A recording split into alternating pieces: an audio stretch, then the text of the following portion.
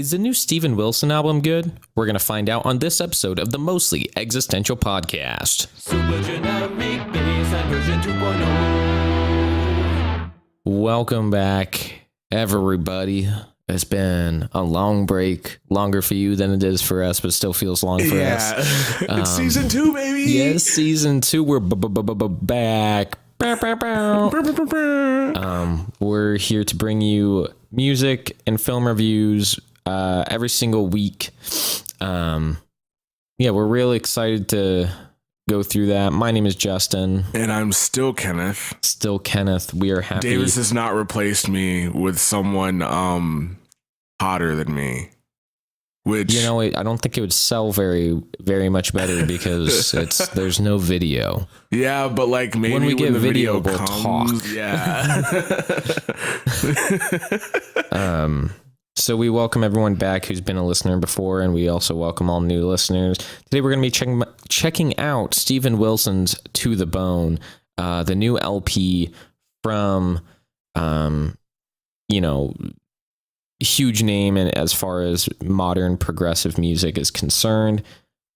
Someone who's noted for his work in Porcupine Tree and many other things, as well as his, of course, ever expanding solo career. So we're excited to check that out. We've been listening to the album quite a bit over the last week or so. So we're going to give you our thoughts on it. But before we get into that, we're going to get into some music news here. So, Kenneth, I believe you have an article to share with us. I do. First things first, as we were talking about replacing me with somebody hotter, like if we had video, you know what I thought would be like wild is if you replaced me and then like had me on as a guest, but acted like I never did this in the first place. So you'd be like, hey, this is your first time on the cast. How you doing? And it's like, wow. We're really happy to have you on as a guest. Yeah, like that'd be wild. Like, I don't know if we could be friends after that. But the thing I wanted to talk about this week, a little bit of hip hop news, is I'm having my ear more to the ground of that. So basketball and hip hop, as far as like, you know, cultures go, are very tied into each other. Mm-hmm.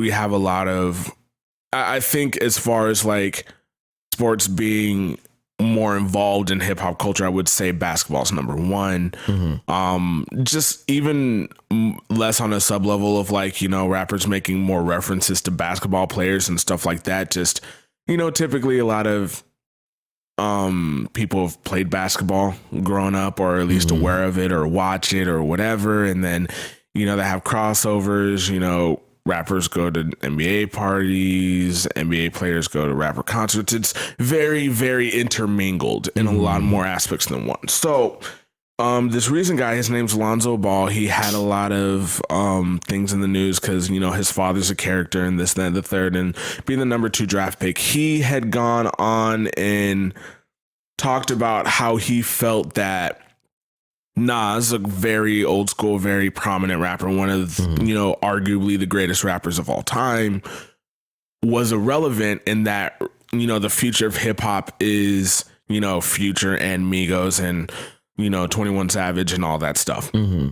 The reason why I wanted to talk about this is because it kind of shows this generational divide that happens within rap and hip hop, where a lot of, you know, old heads kind of, you know, harp on, you know, young kids and newer artists for not being what rap was in the late 80s, early 90s, and into the golden era of rap and whatever.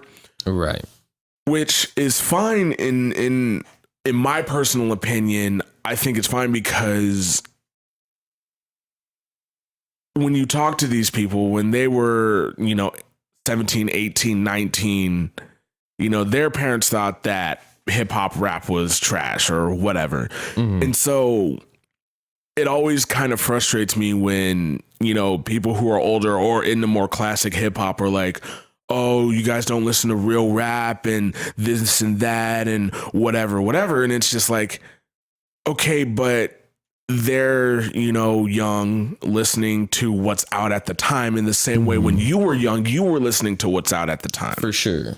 And so it's just kind of that that generational divide that's always an issue, because you constantly, like I said, have older people like, oh, this isn't real rap. I'm like, first of all, you don't get to decide that just because you like it or not. Doesn't make anything more or less real. You can just not like it and say that you don't like it, or you can just admit that you're old. Like, in all honesty, like I've listened to conversations with different hip hop icons, like we're just old. Like that's it, you know. And so, can I just say, I really like how everyone's kind of banding together to agree that one dude who is on like BBC Radio, who's just in there going, like just like saying things, just like we're all collectively just like, yes, this represents what people don't like. Yes, but I think also that man who did that is a comedian. So that makes a lot more sense. Yeah, he's at least what I was told is that he's a British comedian and not an actual rapper. Okay, which makes that even so better. If it's a comedy bit, then it was really well done. Even if he himself is a rapper, that's still hilarious. Yeah, like it's just. That video is golden. It's so good. It is so good. So, yeah, and so even when I'm reading this article from Hip Hop DX, and it's like, one of the statements like, let's get this out of the way. Lonzo's comments are asinine. Lonzo Ball did follow up by saying that Nas had his time and now it's other times, which I also agree with. But also at the same time, Lonzo has a point. I love Nas, so if Nas dropped an album, I'd probably listen and or buy it, but I recognize that Nas isn't necessarily going to appeal to most people in my age bracket or younger. And that's fine. That's part of growing up. That's part of music. You know what I mean? Right. Like, I'm pretty sure most of our parents, or let me not say most of our parents, I'm pretty sure most of us have had an interaction with our parents where they're like, oh, this is real music. This is da da da da da. And that's music from their childhood, from their teenage years, from their young adulthood that they remember fondly. Right. So even though you may not stand with like where things are going melodically or lyrically or whatever, you have to understand that a lot of young people are consuming this and having their own memories with it, and so on and so forth. Yeah. And that's okay. For sure. And let's stop having this whole what's real hip hop conversation. Also too, it's like you're looking at, the stuff that came before. It's still important because it was necessary to facilitate the change into what we have today. Absolutely. So it's like you don't really have grounds to be like, yeah, that old stuff is pointless, because you wouldn't have the new stuff without the old stuff. So it's one of those things where I am definitely a connoisseur of like more modern music. Yes. And I've always gravitated towards modern stuff. Not that I've never tried to check out some older stuff. And there are some bands that aren't really around anymore, relevant anymore, that I do definitely love. But I for sure gravitate towards more like modern production and stuff like that. And it's not because I think like old music is bad. It's just that I really like modern production techniques and stuff like that. And there's just a certain sound to it. It's new, and I like that. I think that's okay. I think the best thing to ever come out of this was Lil B, the bass god himself. He threatened to put one of his famous bass god curses on Lonzo Ball, which might be a real thing. Because he put that on somebody before in the NBA and they never won a championship until he lifted that. He was like, no, I'm being dead serious. That's so crazy. It's great. But then he kind of came out secondly and he said, and I agree with this as well, is like, is there a generation gap? Absolutely. Is that okay? Absolutely. Just again, going back to what you kind of touched on before, just know of and respect what you came from. Right. And, that's fine. For sure. Respect that, hip hop evolved out of, other things and, respect that. Without Nas and, other rappers, you probably wouldn't have rap in its current form. Like you said, just like things kind of grow and they change. So, yeah, that's kind of my take on it. And it probably won't be the last time I ever speak about this. Because I'll probably, have an interaction where we listen to an album and then I'll be like, hey, by the way, you can't say blah, blah, blah. But, for sure. So I have a piece of news. Ooh. This is regarding Spotify. Hot takes. It comes out of the gate at a interesting time. This is actually a little bit older of an article, but I didn't see too much buzz about it. And I'll get into it, but it's just interesting to me because I wasn't a Spotify user until like 2 weeks ago. I didn't have a Spotify account. And I pretty much only have one for this podcast. But this news was delightful for me, and I heard about it a little bit before all this. So I won't say every, but a lot of streaming platforms, as well as just music distribution platforms in the digital world, do a certain amount of like loudness matching. And so that's so that way you have a consistent experience across songs. That way they're all playing at about the same volume. iTunes, to my knowledge, was the first big one to start doing that because they were the online music distributor for a really long time. And arguably still one of the main ones out there for sure. So iTunes has their loudness that they prefer. Spotify also has a loudness that they prefer. There's an article from a website, productionadvice.co.uk, and it's actually from a mastering engineer who I'm familiar with, Ian Shepherd. He has a really great YouTube channel full of like mastering advice. In fact, I've learned what I know about mastering a lot in part from him. He also runs a podcast called The Mastering Show. That's a good name. Right. And so he came out with this article. He wrote it. It's talking about Spotify reducing its loudness playback level. So loudness is, there's a unit of measurement that was created specifically to measure loudness in a digital way because our ears perceive frequencies at different volumes. And so something is perceived louder based more so on its EQ curve and stuff like that.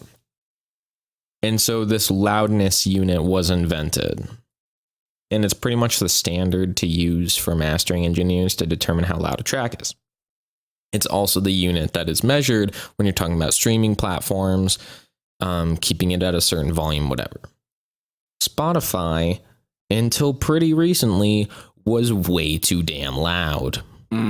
Which what then you're doing is you're like compressing audio and you're encouraging people to have these hyper compressed files so that way their songs are heard above everyone else. Especially in like EDM and stuff, you have people with these hyper compressed files because what's louder is more exciting to a listener.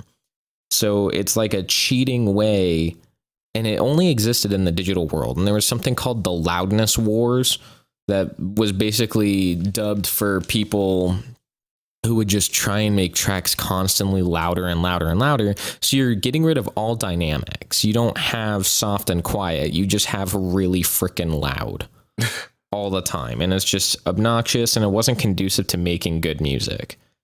Spotify, until pretty recently, was having things up all the way till minus 11 LUFS. And that is stupid loud. A kind of standard for like podcasting and stuff, and what I master the podcast at is like minus 16 LUFS. And it doesn't really matter what those are, but minus 11 and minus 16 are drastically different. They're hugely different. They have changed it to minus 14, which it looks like Ian Shepherd just kind of noticed from measuring. He just kind of measured the loudness with his, meters and stuff that he has. And he just kind of noticed that all these Spotify tracks are now coming out as minus 14. which is a really good change. That's much more reasonable. -14 is also what iTunes uses. And so that's a lot more standardized. And I think that's a lot more reasonable. It's also in line with like YouTube and Tidal. So to have these consistencies across platform is A, good for people putting it on various platforms, and B, fights against this pointless loudness war where people are trying to get their tracks heard rather than just putting out good tracks. And there's, I think, debate to be had. I wish that loudness monitoring didn't really need to be there, because I think a track should be allowed to be quiet if it's supposed to be quiet. Yeah.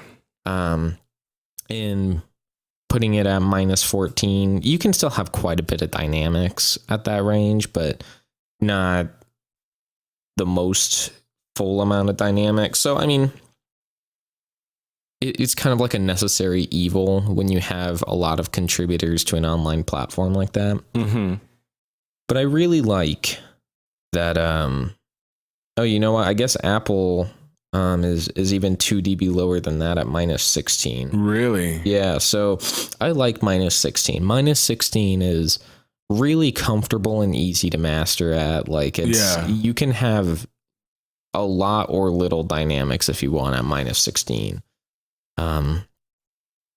But yeah, -14, definitely a step in the right direction for Spotify. So I'm really excited about that. Once again, that's from productionadvice.co.uk from Ian Shepherd, mastering engineer and teacher of mastering techniques. Really great stuff. Definitely check out his material if you're interested in any of that. I also want to make one complaint about Spotify, and I'm pretty sure it's a Spotify thing and not people who upload to Spotify. Their title capitalizations are like always wrong. It looks like, because I don't think that this is people doing it. I think it just will auto capitalize the first letter of every single word. And that's not how you title things. You know what? Now that you're mentioning it, because I've been using Spotify for a long time. And like, I think I noticed that like way back where like, now you're probably used to it, I'm guessing. Yeah. Like, I probably didn't think much of it at the time, but I was just like, that "the's" not supposed to be capitalized, but whatever. And then I went back to doing what I was doing. But now that you bring that up, I'm kind of like, oh, that's right. Like, I'm such a stickler for that. I hate like things that aren't capitalized properly in titles. Like, that's like a weird pet peeve of mine. I absolutely hate that. And Spotify is littered with it. And it's to the point where the reason why I think it's not the people uploading it is because it's so consistently across various artists and stuff. Yes. And it even just gets really just things wrong. Like the Deer Hunter, they have their act series. So they're labeled like Act 1, Act 2, Act 3. And the number is denoted via Roman numeral. So, but like Act 4 was act with a capital A, cool, fine, whatever. And then 4 was capital I, lowercase v, like it was a word. No. I know. No. Same with like Act 3, it was capital I, lowercase I. Yeah. No. I know. I hate that. No, that's not how you do that. Yeah, I know. It makes me so upset. And so I'm fairly certain it's just Spotify. And I don't know if you can change that as a user and you just have to do extra things. I don't know, because I've never uploaded anything to Spotify. But like you would think it'd be fairly simple, because it's like the concept of Roman numerals are not foreign to us. Right. So I don't know if maybe it is on the user to do that. And if it is, and if those tools are there, then those users should get on that. But if not, then, I mean, what is Spotify going to do other than? I mean, it might not, because I've had issues with that just in my name, because I'm the second. Right. And so I'll have issues when I put things as 2 capital I's to represent like the Roman numeral, and then I'll look back at it and it's 2 lowercase i's. I'm like, nope. Yeah. That's not how that goes. Yeah. Which is really weird, because again, we know what Roman numerals are. Like, yeah, and it's just like Spotify's so big, and for like everything on there to be miscapitalized just makes me upset because they are huge. Right, like they could probably fix it. Yeah, and like I said, I don't know if it's up to the user, so I could be complaining to the wrong person here. But I've seen it across too many artists for me to feel like it's just the user. Yeah. So I don't really know. Especially artists that are like, just seem like meticulous people. Yeah. Like it can't be just everyone's not doing it. You know what I mean? Mm-hmm. Like that's my thinking. Yeah. Because it's so consistently like that. But we're going to go ahead and get into a review here of Steven Wilson's To the Bone. Mm-hmm. I mean, did you want to lead off with your opinions? Or? I will kick us off. All right. Like one of the newfangled one of those football games. Yeah, that's topical. Football one of those started. Newfangled football games that have been around since both of us were born, like before both of us were born. One of them gosh darned newfangled. Oh yeah, sports ball. Yeah, because if you don't play sports or I guess are nerdy, whatever that means, you obviously have no concept of sports, right? Mm-hmm. Always weird. Steve Wilson, To the Bone. Yes. That album starts strong, in my opinion, and finishes very strong. Okay. I thought that was going in a different direction. You're like, well, it starts strong, but then it just ends even better.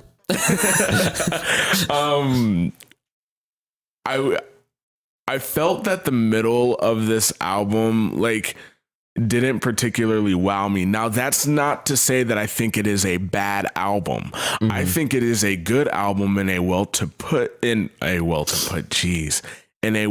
together album.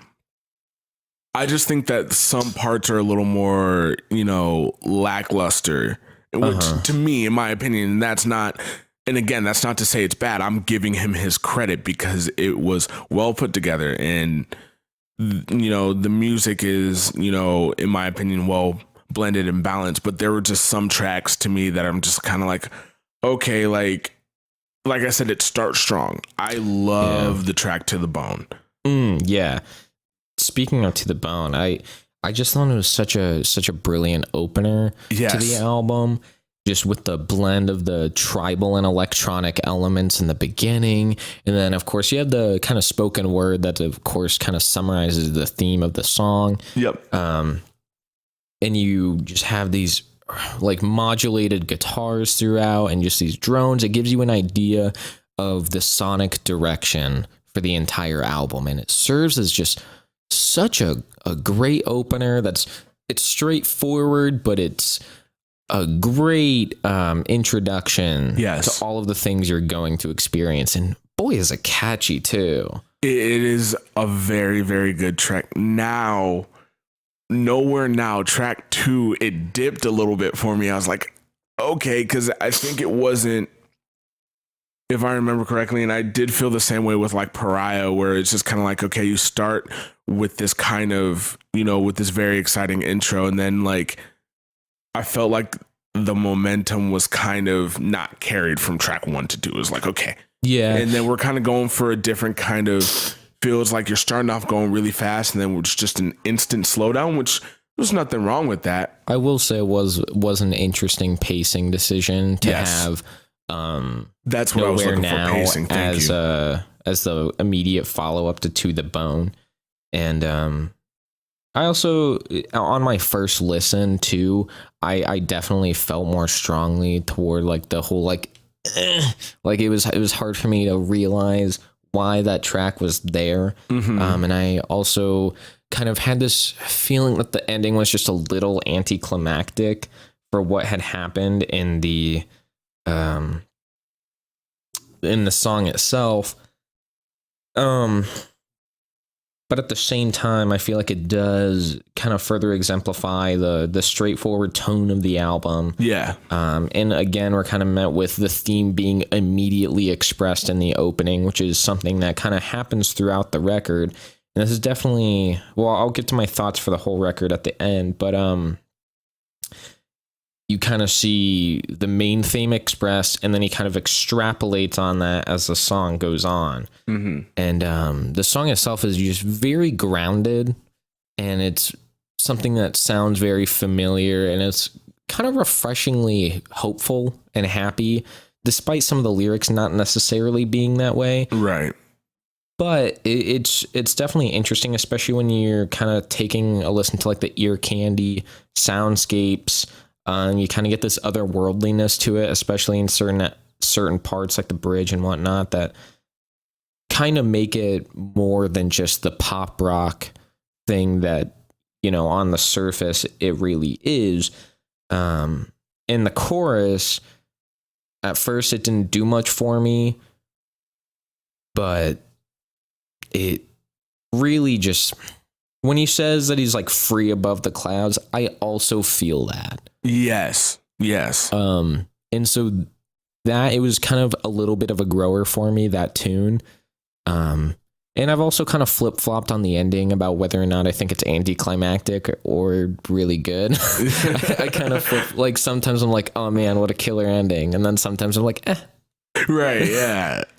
And I think that kind of, you know, kind of sums up how I was kind of, as I was taking a journey through this album multiple times, I was just kind of like, okay, this is really strong. And then this next part's kind of, Mm-hmm. And then there are moments even within songs where it feels like, you know, all the instruments kind of, you know, his bridges and his breakdowns and stuff like that. It feels like we're going to get something different.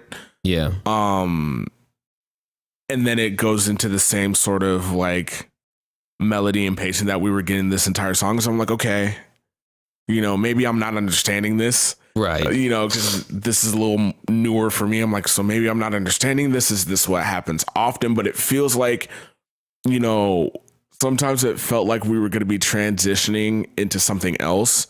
Like maybe he was going to kind of, you know, expand on the instruments sometimes, or sort of like, you know, switch up the pacing of the song, or kind of do something different.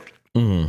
And then that moment never came. Sometimes I'm like, whoa. I now that you mention that, I totally agree with you, because especially in the bridges of a lot of these songs, you get this kind of musical and atmospheric change. Yes. And that's very typical of someone like Steven Wilson and just a lot of people in the prog rock genre, to kind of have these huge changes like that and be masters of transition and stuff. And he does exemplify that.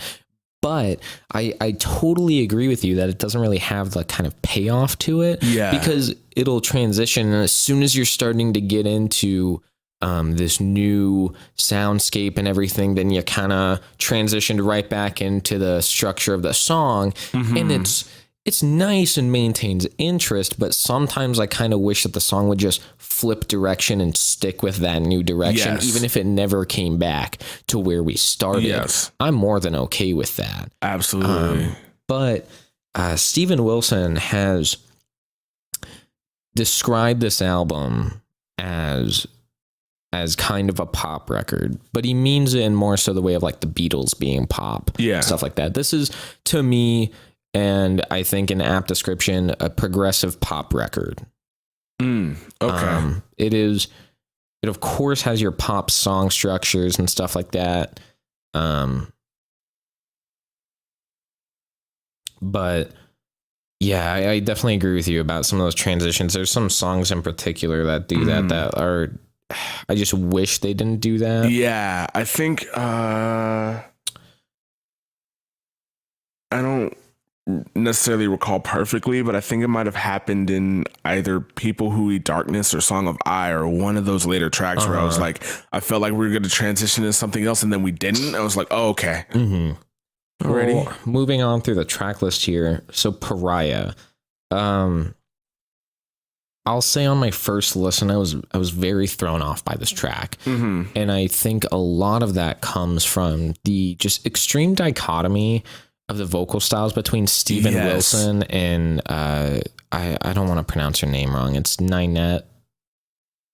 Ninette Taib. Yeah, something like that. And I apologize for the mispronunciation. I meant to look it up before. I meant to look that up before this, but the dichotomy of the vocals was, I think she's a phenomenal vocalist. I think her work on the tune is really great, but I don't think it meshes that well with Steven Wilson and the way it's presented in this track. Now, I'll say her feature later on the record kind of makes me go back and revisit this tune, because on the later song, so that's Black Tapes, she very much is just kind of like the vocalist of that tune, with Steven Wilson serving as backup. And once I kind of reapproach Pariah with that same mindset, where Steven Wilson just kind of introduces the tune to our star vocalist and Steven Wilson serves as backup, then it becomes a much more enjoyable track. And now I can really focus on her amazingly powerful vocals, and with such interesting tone to her voice, like lots of vocal fry and just kind of raspiness, but I feel like it really pays off. I'm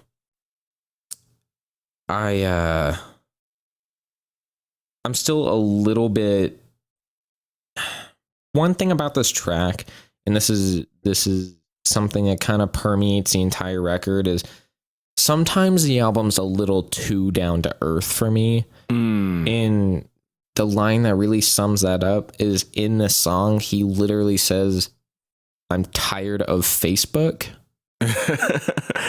And I know it's a me thing. I know that that's totally fair game, and that this album is supposed to be kind of down to earth, and that is about real experience, and there's no reason why he shouldn't be allowed to say that in a song, especially since this isn't some like fictional narrative. For me, it just comes off weird. Just like when anyone talks about like texting or Twitter or anything in a song, I just like am a little thrown off. I think the thing that throws it off for me, because I also thought of that line too. I was like, huh? But I think it's that sort of straightforwardness that I would expect out of like a rap record. Yeah, you know what I mean? Because rap is very like prose in delivery, and it's straightforward. And so when you come to music like this, I guess most of the times we're, used to either a narrative being told, and that's, it's this straightforward. Even though it's straightforward, it's still a work of fiction, or there's a narrative being told, or we're used to sort of like embellishment. And so that straightforwardness was a little jarring, and you felt the same way of just like, oh, alrighty, you're tired of Facebook. Like, I wouldn't expect that sort of message to be delivered in that way, which is, even though it was jarring, I kind of respected it a little bit. I'm like, because, a lot of, again, we're used to that embellishment. So you're like, okay, just being straightforward and just saying it. Right. But still, like, I get what you're saying with this, that makes this album feel too down to earth. Yeah. And I do get that's what he's going for, but perhaps I'm just more of a fan of the otherworldliness that is expressed through a lot of the musical elements, and also through a lot of Steven Wilson's past work. Yeah. Of just being kind of outside of the boundaries of, Facebook. Outside of that kind of stuff. And I really like music that kind of shies away from that. And again, I know it's totally a me thing. The other interesting thing is this was the lead single off the record. Pariah? Yeah. Really? I know. I felt the exact same way. Doesn't sound like a lead single for this record, especially just knowing how the whole record plays out. I would expect something like To the Bone, because that to me sums up the record. Yeah. Or well, the second single makes more sense to me, which is the next track, The Same Asylum as Before. Yeah. That, again, I feel like gives you a much better idea of how the album plays out. I agree. But Pariah, while maintaining a lot of the elements of the record that are great, it does kind of have that. It is, for lack of a better word, a pariah among some of the other tracks and the way that it plays out. It's still a good song, and it's something that after I like understood that Steven Wilson is not the main vocalist of that song, it became a much better song. And I still think the overall vocal delivery is absolutely phenomenal. And I think she does a really, really great job. I'll have to revisit it then, because I didn't think about it of him being the backup vocalist in that. So that's a new way of like listening to it to me. It definitely makes it a better song for me. Moving on to The Same Asylum as Before. So this was the second single. Also very interesting that like the two lead singles are back to back on the album. Right. There were like, I think 4 singles for the record. I don't think I wrote down what the other ones were. But The Same Asylum as Before definitely like sums up like the album a lot better than Pariah, in my opinion. Yeah. For me, it's like, so To the Bone is, of course, like a really great overview of the musical themes. The Same Asylum as Before is really capitalizing on just kind of that driving rock elements that were introduced in To the Bone. And it's just, it makes me bob my head like crazy. And I feel like it's just got so much to it. Yeah. I just love the guitar work. I love how driving it is. I think it's such a killer rock tune. And I don't know, it just has the elements of just like bombastic rock that I think is just so good. And then like the solo section is interesting because you have like this cool like modulated solo tone. Yes. Over like more modulated rhythm. And then you also have some of like this these elements of like hopefulness expressed musically that kind of remind me of like Nowhere Now tonally. Yeah. But you kind of keep coming back to this like chaos that's kind of exemplified in the lyrics and the other musical messages in there. And it kind of really shows you how when lyrics and music are well matched, they can deliver a proper message. So you have this kind of like chaotic thing going on, both lyrically and musically, that to me is like, yes, I understand the picture you're trying to paint as being in the same asylum as before. Like it is one of those things where it is straightforward, but because the message is just so clear and expressed so well lyrically and musically, that I love how grounded it is. And you know what? That's one of the things that I appreciated when I was looking up lyrics for, you know, different songs, of that straightforwardness. You know, I respected the straightforwardness because it was just like he's saying everything he wants to. And it's very clear and defined. And, you know, it doesn't take, you know, other extraneous knowledge to kind of understand what he's trying to say. And it's like he is expressing generally simple ideas, but he's doing so in a concise way. And though it's not quite so poetic, the musical tones back up what he's saying. Yes. And that's crucial. There are a lot of songs out there that the musical tones don't match the tone of the lyrics. And that can create this disconnected sense for a listener. So yeah, Same Asylum as Before, absolutely killer track for me. And the ending, just such a great tune. Moving on to Refuge. On my first listen, I was really bored on this one, but it's become kind of a grower. See, I had, I guess, I wouldn't say necessarily the opposite sort of experience, of where it's just like at first I was like, and I said it before, where it's like the pacing on this album always felt weird to me, because it's like you had To the Bone and then Nowhere Now felt like such a different pace change for me. And then Same Asylum as Before to Refuge, I was like, okay, alrighty. And then, you know, and so even my second, you know, or third listen through, I was just kind of like, when I came to Refuge, I was like, all right, here's Refuge, and sit through this. And, you know, sometimes I checked out and was doing something else, and then I come back and it's like, okay. And that is one thing. So an easy way to keep people interested is vocals. And that's just like a basic of songwriting, is vocals are interesting. People want to listen to that. So of course, this comes with the challenge of not being a vocal song. There's like some lyrics in there, but they're pretty spread out. You know, it's mostly an instrumental tune. So you are dealing with that. But so for me, it kind of comes off as like a collective of the well-crafted sounds of the album all strung together in a really beautiful way. But like in the first listen or two, it comes off a little redundant because you have all these other tracks on the album that also really do this beautiful soundscape stuff, but also have really driving songs on top of them. This one is pretty much just your soundscape stuff, and it's really beautiful tune. It really is. And the more I listen to it, the more I come to like it.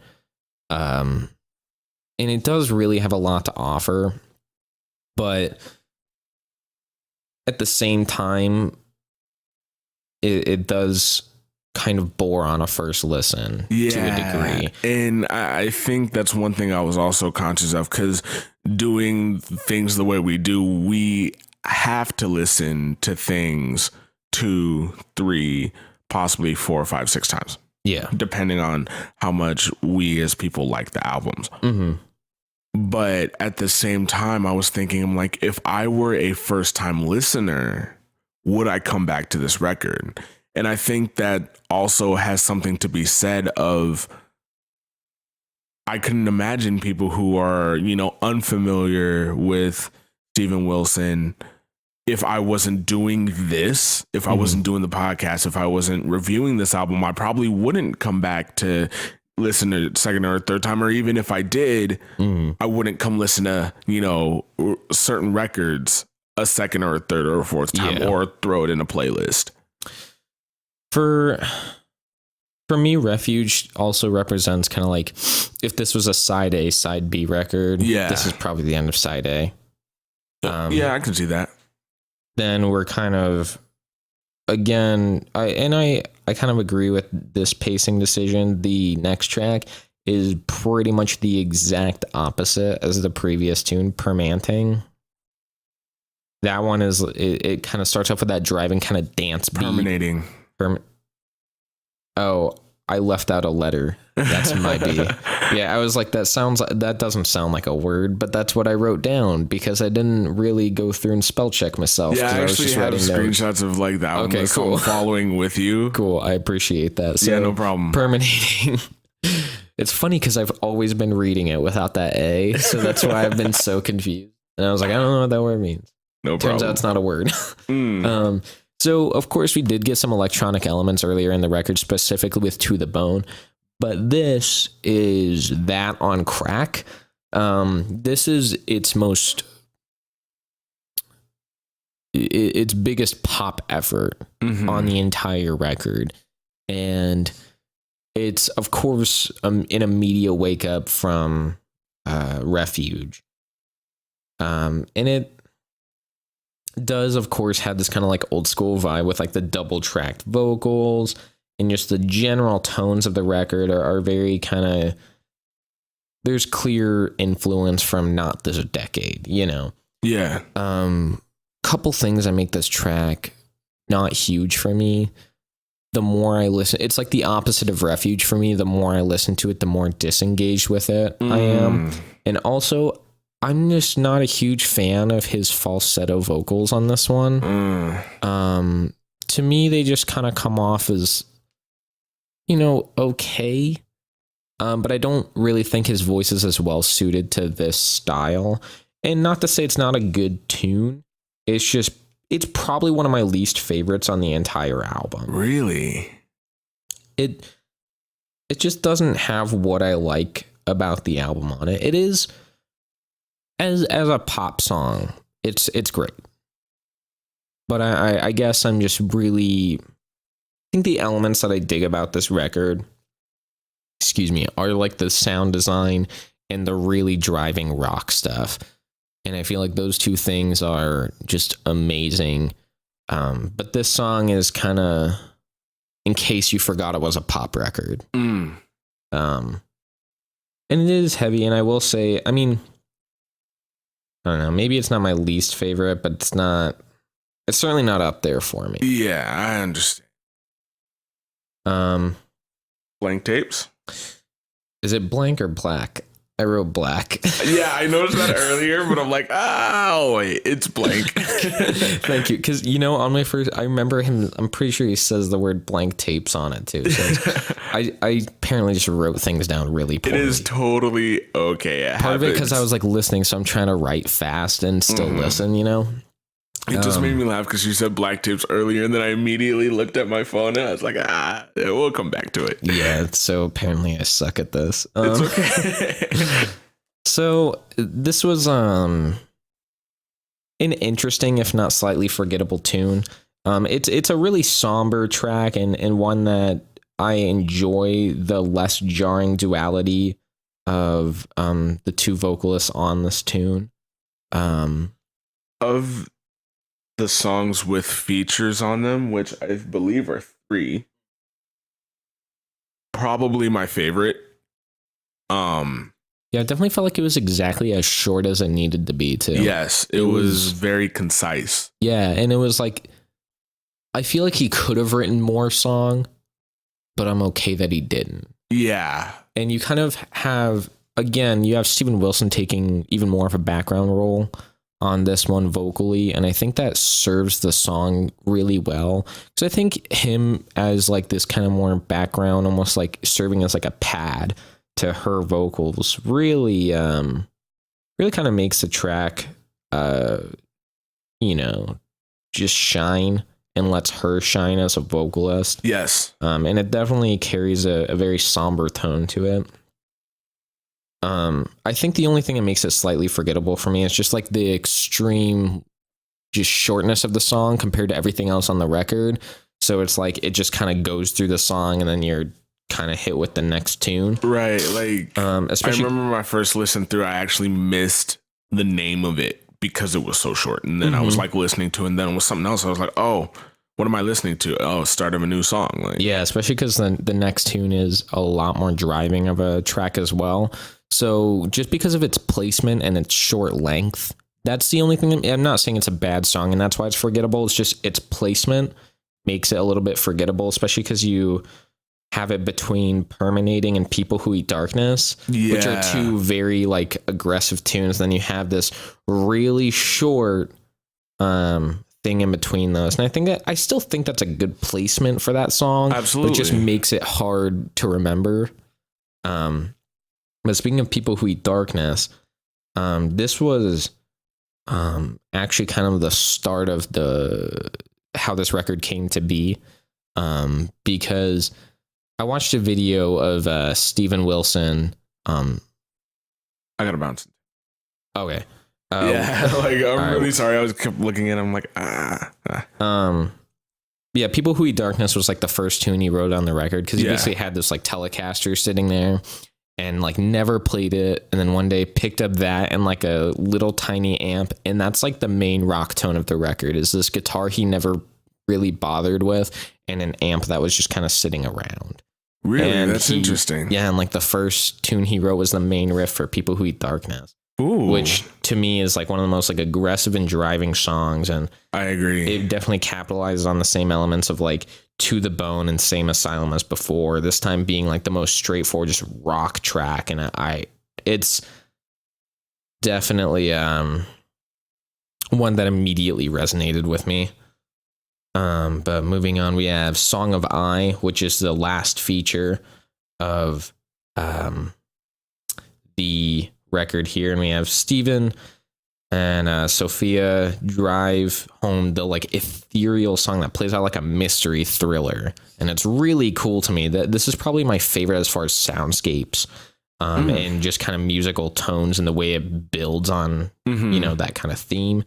And you also have this kind of like anthemic build that kind of reminds me of the ending of Pariah. And I was immediately a huge fan of that track.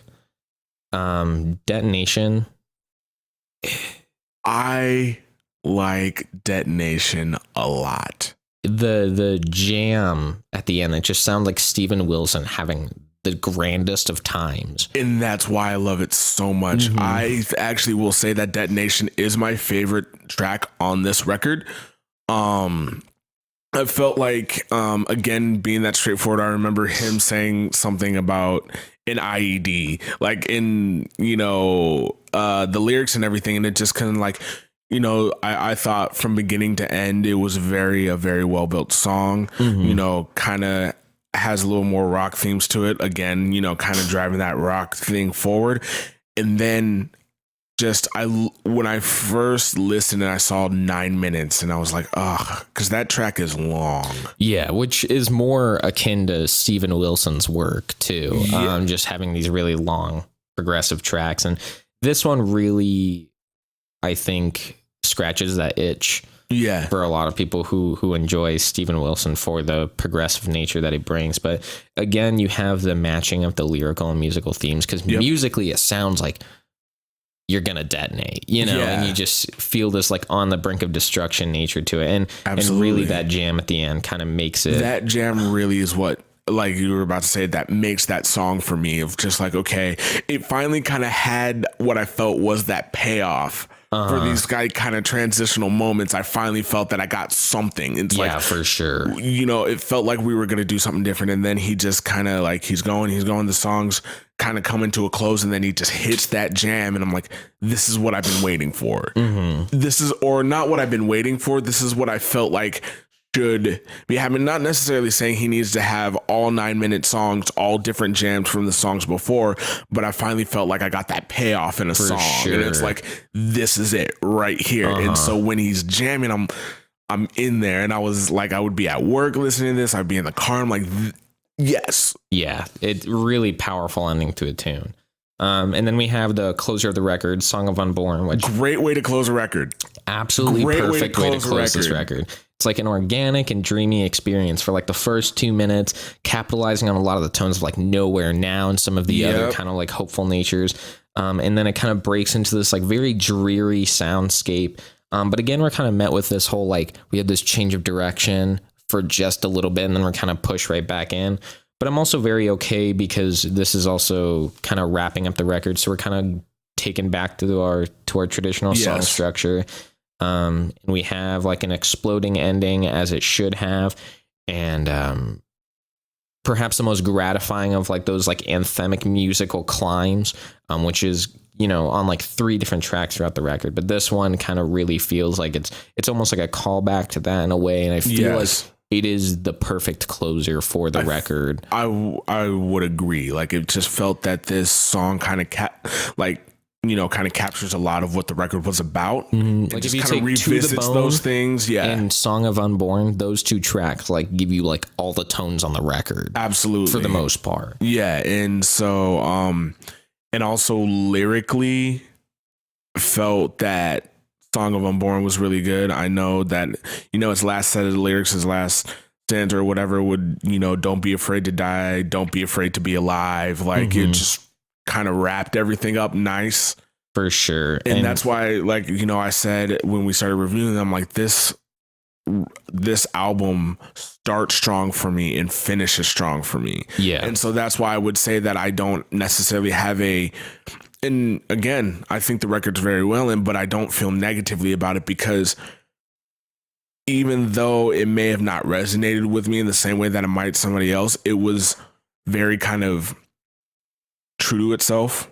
Yeah. And nothing, even though I didn't necessarily like everything, and I didn't, the tones and all this other stuff, nothing felt out of place with this record. That's definitely true. And I think everything from even just the cover of the record being just a head-on shot of Steven Wilson, this album represents the man behind the music.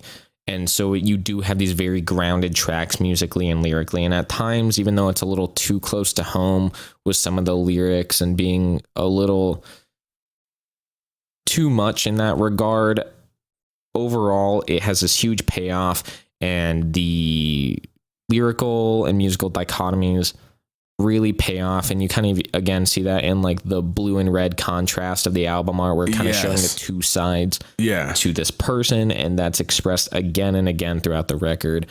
Like you said, everything fits together well, and everything has its place. So even though there are, you know, some criticisms we have of the record, I would say yes, this album is good. I would agree. Well, there you go. That about wraps it up for this episode of the Mostly Existential podcast. Next week, we're going to be checking out Milo. Who Told You You Could Think? Just to kind of give some background information, Milo is a rapper. He's more in the what you would call alternative rap scene. And I've talked about it before because a lot of my favorite rappers are kind of put in that, I guess, subgenre, that being, you know, Milo, Bus Driver, Open Mike Eagle, Odyssey. Sometimes you can also kind of give that title to. So I actually didn't know that this record came out. I wasn't really checking for it, and then it was kind of like I was, you know, scrolling through like social media, and I happened to, you know, look at his page because I was looking for music. And then it's like, oh yeah, this album was already out. So I'm really excited. I haven't touched it yet.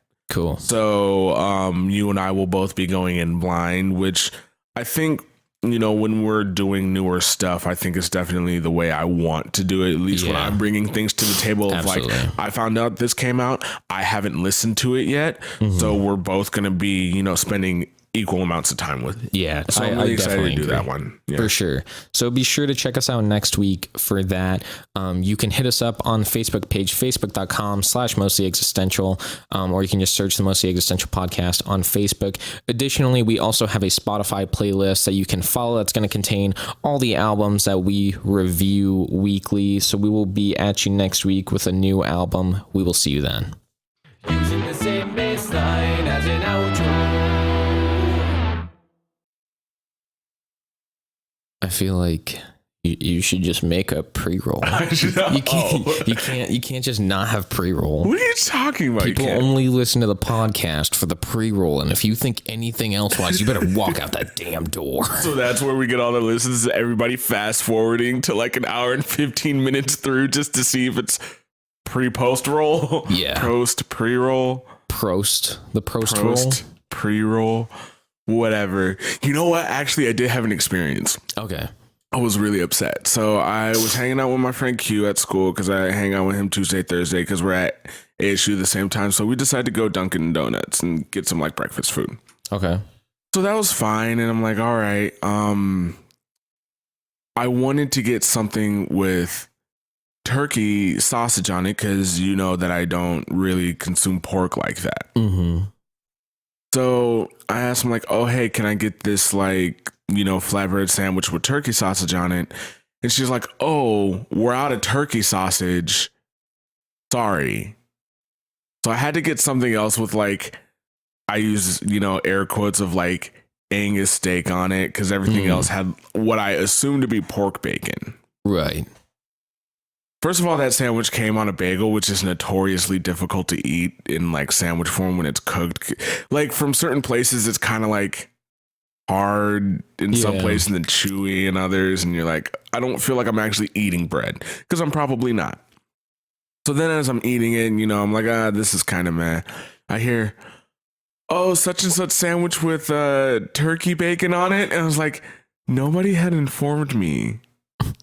Yeah, like you that said, turkey bacon sausage was an option. And when I wanted a turkey product, the worker did not say, hey, by the way, you could substitute something else with turkey bacon.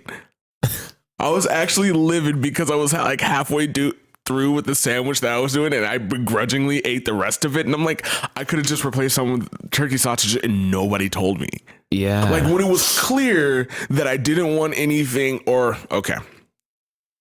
Well, you clearly wanted to replace the meat. You wanted to replace the pork with a turkey product. Yep. And so you're like, hey, can I get turkey sausage? Like, sorry. And then it like didn't occur to them to be like, oh yeah, we also have turkey bacon. If you want to do something else. Yeah. Like, that's so frustrating. Yeah.